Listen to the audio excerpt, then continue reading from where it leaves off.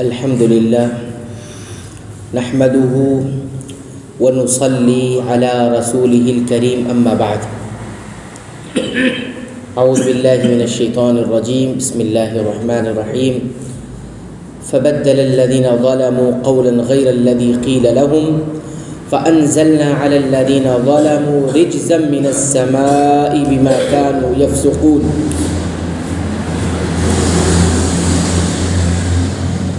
پھر ان ظالموں نے اس بات کو جو ان سے کہی گئی تھی بدل ڈالی، ہم نے بھی ان ظالموں پر ان کے فسق اور نافرمانی کی وجہ سے آسمانی عذاب نازل کیا۔ پچھلے درس میں سورہ البقرہ کی آیت نمبر 58 کے حوالے سے یہ بات بتائی گئی تھی کہ اللہ تعالیٰ نے بنی اسرائیل کو اپنی ایک نعمت یہ بھی یاد دلائی کہ ہم نے تم سے بستی میں داخل ہونے کے لیے کہا تھا اور یہ حکم دیا تھا کہ بستی میں داخل ہو کر سجدہ کریں، شکر ادا کریں اور یہ بات کہیں کہ اللہ ہمارے گناہوں کو معاف فرما دے۔ فقولوا حطۃ، ایسا کرو گے تو ہم تمہارے گناہوں کو معاف بھی، خطاؤں کو معاف بھی کریں گے اور ہم وسنزید المحسنین، ہم احسان کرنے والوں کو کیا کریں گے؟ مزید عطا کریں گے اور عطا کریں گے، یعنی مغفرت تو ہوگی، اس کے علاوہ بھی ہم عطا کریں گے۔ تو محسنین کہا ہے کہ ہم انہیں عطا کریں گے جو محسنین ہوتے ہیں، احسان کرنے والے، وہ لوگ جو احسان کرنے والے ہوتے ہیں۔ احسان کے بارے میں دو باتیں بنیادی طور پر ہمیں جاننا ضروری ہے۔ احسان کسے کہتے ہیں؟ احسان دو قسم کا ہوتا ہے، ایک احسان اللہ کی عبادت میں ہوتا ہے اور ایک احسان بندوں کے ساتھ معاملات کرنے میں ہوتا ہے۔ اللہ کے عبادت میں احسان کا کیا مطلب ہوتا ہے؟ اس کی تفسیر خود رسول اکرم صلی اللہ علیہ وسلم نے کی ہے، یعنی اس کا معنی بیان کیا ہے کہ اللہ کی عبادت میں احسان کس کو ہوتے ہیں؟ تو اللہ کے رسول صلی اللہ علیہ وسلم نے یہ فرمایا ہے، احسان اللہ کی عبادت میں یہ ہے کہ تم اللہ کی عبادت اس کیفیت کے ساتھ کرو کہ گویا تم اللہ کو دیکھ رہے ہو۔ اتنی خوبصورت، اتنی اچھی عبادت ہونی چاہیے کہ گویا تم اللہ کو دیکھ کر عبادت کر رہے ہو۔ اور اگر یہ کیفیت نہیں پیدا ہو سکے، ممکن نہ ہو سکے، تو پھر اس کیفیت کے ساتھ عبادت کرو اللہ تعالیٰ کی کہ وہ تمہیں دیکھ رہا ہے۔ آپ جس کو پسند کرتے ہو، چاہتے ہو، اس کو دیکھ کر عبادت کرو گے تو بہت اچھی عبادت کرو گے، اور یہ تصور نہیں ہوگا تو جس کو آپ چاہتے ہو وہ آپ کو دیکھ رہا ہے، بس یہ کیفیت کے ساتھ عبادت کرو گے تو اس کو کیا کہتے ہیں؟ عبادت میں احسان۔ ایسے لوگوں کو اللہ تعالیٰ کیا کرتا ہے؟ مزید عطا کرتا ہے، مغفرت کے ساتھ ساتھ مزید عطا کرے۔ یہ احسان کون سا ہے؟ اللہ کے عبادت میں احسان۔ اور دوسرا احسان ہم نے بتایا وہ کیا ہے جس کو اللہ تعالیٰ مزید عطا کریں گے، وہ ہے بندوں کے ساتھ ان کے معاملات میں احسان کرنا۔ اس کا دو معنی ہے، ایک معنی یہ ہے کہ ان کے ساتھ بھلائی کرو، اچھائی کرو، مخلوق کے ساتھ اچھائی کرنا یہ کیا ہے؟ احسان ہے۔ دوسرا معنی اسی کے اندر جو اس کو پورا کرے گا وہ یہ ہے کہ تکلیف کو روک کر رکھنا، یعنی آپ کی طرف سے کوئی تکلیف مخلوقات کو پہنچ جائے، اللہ کے بندوں کو، اس سے اپنے آپ کو بچا کر رکھنا۔ آپ کے اندر کا جو شر ہے، ضرر ہے، نقصان ہے، تکلیف ہے، وہ آپ کی طرف سے بندوں تک نہیں پہنچ پائے، تو ان کے ساتھ بھلائی کرنا ایک ہوا، اور اپنی طرف سے تکلیف ان کو نہ پہنچانا یہ دو ہوا۔ یہ کون سا احسان ہے؟ دوسرا احسان، جس کو ہم کہتے ہیں مخلوق کے ساتھ احسان کرنا۔ یہ دو احسان جو کرے گا اللہ تعالیٰ اس کے بارے میں کیا فرمایا؟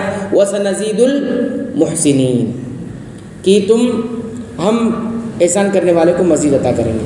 تو یہ آیت نمبر 58 کی آخری ٹکڑا تھا جس کی تفسیر کل نہیں کی گئی تھی، جو آج کی گئی۔ ہم نے آپ کے سامنے آیت نمبر 59 کی تلاوت کی ہے۔ اللہ تعالیٰ نے اس میں یہ فرمایا کہ فَبَدَّلَ الَّذِينَ ظَلَمُوا۔ اب جب ان سے یہ بات کہی گئی تھی کہ تم بستی میں داخل ہو کر یہ کہنا کہ اللہ ہمارے گناہوں کو معاف کر دے، حِطَّةٌ کہنا، لیکن انہوں نے کیا کیا؟ فَبَدَّلَ الَّذِينَ ظَلَمُوا، ان میں سے جو ظلم کرنے والے تھے، ظالم لوگ تھے، انہوں نے ظلم کرتے ہوئے کیا کہا؟ قَوْلًا غَيْرَ الَّذِي قِيلَ لَهُمْ، جو کہا گیا تھا وہ نہیں کہا۔ وہ کیا کہتے تھے؟ وہ کہتے تھے حنطۃ فی شعیرۃ، کہا حطۃ کہو، اور وہ کہتے کیا تھے؟ حنطۃ فی شعیرۃ۔ تو وہ کہنے لگے گیہوں اور جو، اور کیا کہا گا؟ گناہ معاف کر دے اللہ تعالیٰ، یہ کہا گیا، تو انہوں نے یہ ساری چیزیں کر لی، حنطۃ فی مذاق میں اس چیز کا مذاق اڑاتے انہوں نے یہ کہا. تو اللہ تعالیٰ نے ان کو کیا کہا؟ فبدل الذین ظلموا، یہ لوگ ظالم ہیں کہ جنہوں نے جو بات کہی گئی تھی اسے بدل دیا. اس سے یہ اصول معلوم ہوتا ہے کہ اللہ تعالیٰ نے جو الفاظ، جو تعبیرات دین اور شریعت اور احکام نازل کیے ہیں جس الفاظ میں، ان الفاظ کے ساتھ مذاق نہیں بنانا چاہیے، اس کو مذاق کا نشانہ نہیں بنانا چاہیے. بہت سارے لوگ جو ہے پرانی آیات ہوتی ہے اس میں اگر کوئی ایسا معنی نکل رہا ہے مذاق کا پہلو، تو اس کو بیان کر کے ہنسی مذاق کرتے ہیں. کیا کرتے ہیں؟ ہنسی مذاق کرتے ہیں. کچھ بہت سارے لوگ ایسے بھی ہیں جنہوں نے ہنسی مذاق کے لیے، لوگوں کو ہنسانے کے لیے قرآنی آیات کی صورتوں اور اس کے بارے میں لطیفے بنائے، اور اس میں علماء کا مذاق ہے، اس میں جو ہے قرآنی آیات کا مذاق. تو اس طرح کے لطیفے جو ہے بنائے جاتے ہیں. حالانکہ یہ بیان کرنا، بتانا بالکل جائز و درست نہیں ہوتا. اور اس طرح کی چیزیں لوگ اسلامی شریعت اور احکامات کے ذریعے سے ہنسی اور مذاق کا حصہ بناتے ہیں. کبھی کسی احکام کا مذاق بنایا، کبھی کسی حکم کا مذاق بنایا. تو یہ انتہائی خطرناک ہے. بنی اسرائیل نے کیا کیا تھا؟ انہوں نے، اللہ تعالیٰ نے کہا تھا حطۃ، کہو کہ اللہ ہمارے گناہوں کو معاف فرما دے، اور یہ کیا کر رہے تھے؟ حنطۃ فی شعیرۃ. تو اس لیے اللہ تعالیٰ نے کہا کہ فبدل الذین ظلموا قولا غیر الذی قیل لهم فانزلنا علی الذین ظلموا رجزا من السماء. بس لہٰذا ہم نے ان کے اوپر کیا نازل کیا؟ ان ظالموں پر رجزا من السماء، آسمان سے عذاب نازل کیا. رجز مطلب عذاب ہوتا ہے. کیا عذاب آیا ان کے اوپر؟ ان کے اوپر پتھروں کا عذاب آیا، سخت آندھیوں کا عذاب آیا، اور اسی طرح ہوائیں چلی اور یہ اس سے نقصان ان کو پہنچا اور برباد ہوئی. فبدل الذین ظلموا قولا فانزلنا علی الذین ظلموا رجزا من السماء بما كانوا یفسقون. اور یہ اللہ کی اطاعت سے نکل گئے تھے. تو شریعت کا مذاق اڑانا اور الفاظ کو بدلنا، خاص وہ دعائیں ہوں یا قرآن کی آیات کے الفاظ ہوں، ان کو بدل کر اس طرح کا مذاق کا حصہ بنانا، یہ کیا ہے؟ بہت بڑا گناہ ہے، ظلم ہے یہ. تو اس سے کیا ہوتا ہے؟ عذاب آتے ہیں.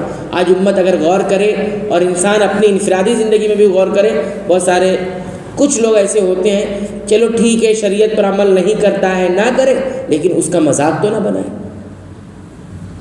ہاں، اس کا مذاق تو نہ بنائے. بہت سارے لوگ شریعت کی کوئی چیز سمجھ میں نہیں آتی، عمل نہیں کرنا ہے تو کم سے کم عمل نہ کرے، اس کا اپنا مسئلہ ہے، وہ جواب دہ ہوگا. لیکن عمل نہ کر کے مذاق بھی بنایا جاتا ہے بہت ساری چیزوں کا، بہت سارے شعار کر شریعت کے. ہاں، تو یہ بھی بہت خطرناک چیز ہے. بہرحال اس کی وجہ سے ان کے اوپر عذاب بھی آیا. بما كانوا یفسقون، وہ اللہ کی اطاعت سے نکل چکے تھے. تو اس طرح سے ہمارے سامنے سورہ بقرہ کی آیت نمبر 58 اور 59 کی تفسیر مکمل ہوئی. انشاءاللہ اب ہم دیکھیں گے اس آیت کریمہ سے ہم نے کیا کیا سیکھا ہے، وہ پوائنٹ کی شکل میں آئندہ درس میں ہم دیکھیں گے.